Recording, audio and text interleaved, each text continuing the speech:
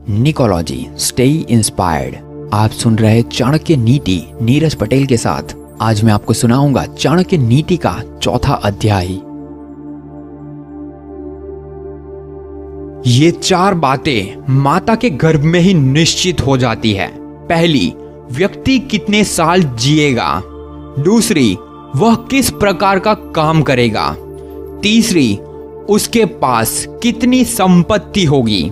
और चौथी, उसकी मृत्यु कब होगी। पुत्र, मित्र, सगे संबंधी साधुओं को देखकर दूर भागते हैं, लेकिन जो लोग साधुओं का अनुसरण करते हैं उनमें भक्ति जागृत होती है और उनके उस पुण्य से उनका सारा कुल धन्य हो जाता है। जैसे मछली दृष्टि से, कछुआ ध्यान देकर और पंछी स्पर्श करके अपने बच्चों को पालते हैं, वैसे ही संत जन पुरुषों की संगति मनुष्य का पालन पोषण करती है। जब आपका शरीर स्वस्थ है और आपके नियंत्रण में है, उसी समय आत्म साक्षात्कार का उपाय कर लेना चाहिए, क्योंकि मृत्यु हो जाने के बाद कोई कुछ नहीं कर सकता।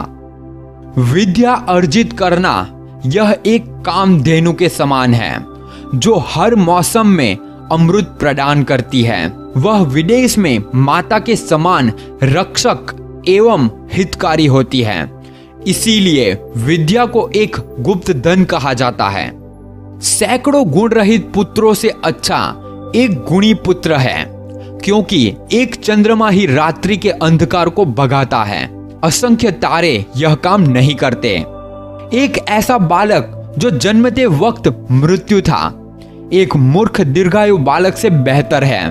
पहला बालक तो एक क्षण के लिए दुख देता है, दूसरा बालक उसके माँ बाप को जिंदगी भर दुख की अग्नि में जलाता है। ये 6 बातें व्यक्ति को बिना आग के ही जलाती है। एक छोटे गांव में बसना, जहां रहने की सुविधा उपलब्ध नहीं। एक ऐसे व्यक्ति के यहाँ नौकरी करना जो नीच कुल में पैदा हुआ है। अस्वास्थ्य वर्धक भोजन का सेवन करना, जिसकी पत्नी हरदम गुस्से में होती है, जिसके मूर्ख पुत्र है, जिसकी पुत्री विधवा हो गई है। वह गाय किस काम की जो ना तो दूध देती है, ना तो बच्चे को जन्म देती है। उसी प्रकार उस बच्चे का जन्म किस काम का जो ना ही विद्वान हुआ, ना ही भगवान का भक्त हुआ। जब किसी व्यक्ति के जीवन में दुख आता है तो यही 3 लोग उसे सहारा देते हैं।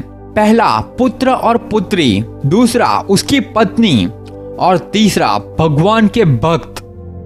ये 3 बातें एक बार ही होनी चाहिए। राजा का बोलना, विद्वान व्यक्ति का बोलना, लड़की का ब्याह करना। जब आप तप करते हैं तो अकेले करें, अभ्यास करते हैं तो दूसरे के साथ करें, गायन करते हैं तो 3 लोग करें, कृषि 4 लोग करें, युद्ध अनेक लोग मिलकर करें। वही अच्छी पत्नी है जो शुचिपूर्ण है, पारंगत है, शुद्ध है, पति को प्रसन्न करने वाली है और सत्यवादी है। जिस व्यक्ति के पुत्र नहीं है उसका घर उजाड़ है, जिसे कोई संबंधी नहीं है उसकी सभी दिशाएं उजाड़ है। मूर्ख व्यक्ति का हृदय उजाड़ है, निर्धन व्यक्ति का सब कुछ उजाड़ है। जिस आध्यात्मिक सीख का आचरण नहीं किया जाता वह एक जहर है। जिसका पेट खराब है उसके लिए भोजन जहर है। निर्धन व्यक्ति के लिए लोगों का किसी सामाजिक या व्यक्तिगत कार्यक्रम में एकत्र होना जहर है। जिस व्यक्ति के पास धर्म और दया नहीं है उसे दूर करो। जिस गुरु के पास आध्यात्मिक ज्ञान नहीं उसे दूर करो।